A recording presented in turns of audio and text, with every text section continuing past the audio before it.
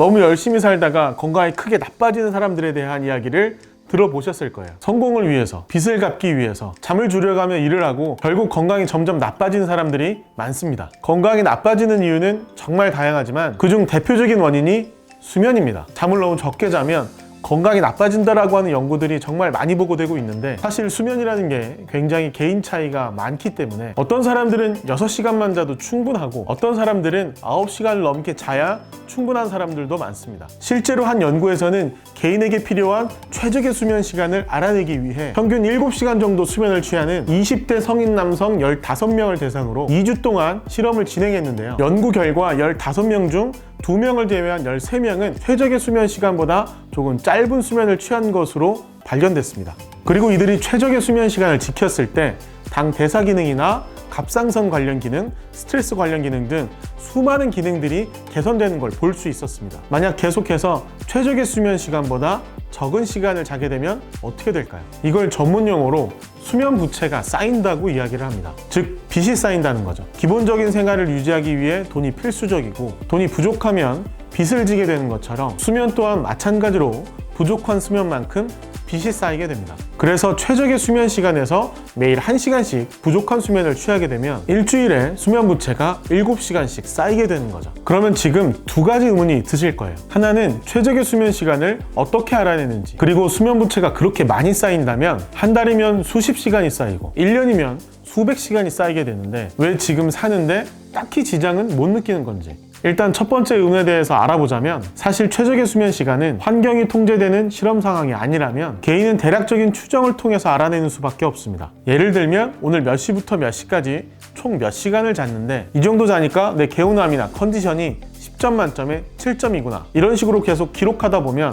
내 컨디션이 최적이 되는 수면 시간을 대략적으로 파악해 볼 수 있는 거죠. 그리고 두 번째 의문에 대해서 알아보면, 이건 빚이 적을 때야 많을 때 우리가 어떻게 행동하는지 생각해 보면 쉽게 이해할 수 있습니다. 처음에 빚이 100만 원, 200만 원 있을 때는 빨리 갚아야 하고 열심히 갚아야겠다는 생각을 하지만, 만약 빚이 몇 억, 몇십억 가지게 된다면 그냥 빚을 진 채로 살아가는 걸 당연스럽게 여기게 됩니다. 우리 몸도 마찬가지로 처음에 수면 부채가 쌓일 때는 피곤하고 졸리고 집중이 안 되는 등 여러 가지 신호가 몸에 나타나게 되는데, 이게 계속 누적되면 점점 신호가 둔감해지면서 결국엔 몸이 한참 나빠질 때까지 제대로 인식하지 못하게 됩니다. 그러다가 결국 파산하게 되는 거죠. 그렇다면 어떻게 하는 게 좋을까요? 일단 가장 좋은 방법은 충분한 수면 시간을 가지는 겁니다. 내가 평소보다 조금 더 일찍 자거나 10분, 15분이라도 일찍 자거나 일어나는 시간을 10분이나 15분 더 뒤에 일어날 수만 있다면 가장 좋은 방법이겠죠. 하지만 대부분 그게 어렵습니다.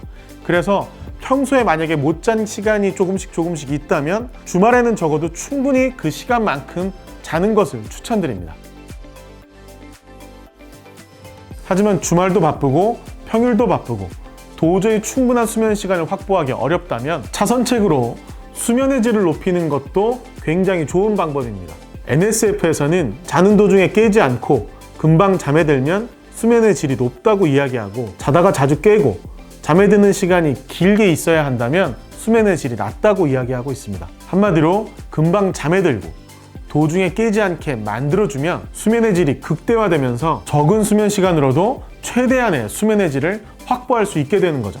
이를 위해 여러 가지 방법이 제시되고 있는데 그중 대표적인 방법이 바로 운동을 꾸준히 해주면 수면의 질이 높아진다라고 하는 연구가 굉장히 많습니다. 실제로 수면과 관련된 메타 분석 연구를 살펴보면 중강도의 신체 활동이 수면의 질 향상에 가장 도움이 된다는 걸 확인할 수 있었고, 2,600명을 대상으로 일주일 동안 150분 이상의 운동을 수행한 결과 수면의 질이 65% 이상 늘어났다는 연구 결과도 존재하죠. 즉, 살짝 땀이 나는 정도로, 숨이 조금 차는 정도로 하루 30분, 일주일에 5번 이상 운동을 하게 되면 수면의 질 향상에 굉장히 많은 도움을 준다는 것입니다. 그렇다면 구체적으로 하루 언제 해주는 게 좋을까요? 사실 수면을 위한 최적의 운동 타이밍은 아직까지 구체적으로 밝혀진 건 없습니다. 그러나 수면 직전에는 운동을 피하라는 게 전문가들의 공통적인 의견인데, 수면 2시간 전 30분 정도의 운동은 수면의 질에 아무런 영향을 주지 않는다는 연구 보고가 많기 때문에 우리는 잠들기 2시간 전에는 운동을 끝내는 걸 기준으로 많이 삼고 있습니다. 그래서 잠들기 2시간 전까지는 아침이든 점심이든 저녁이든 편하게 내 시간에 맞춰서 꾸준하게만 해주면 가장 최적의 운동 시간이라고 얘기할 수 있습니다. 그럼 오늘은 여기까지 하겠습니다. 감사합니다.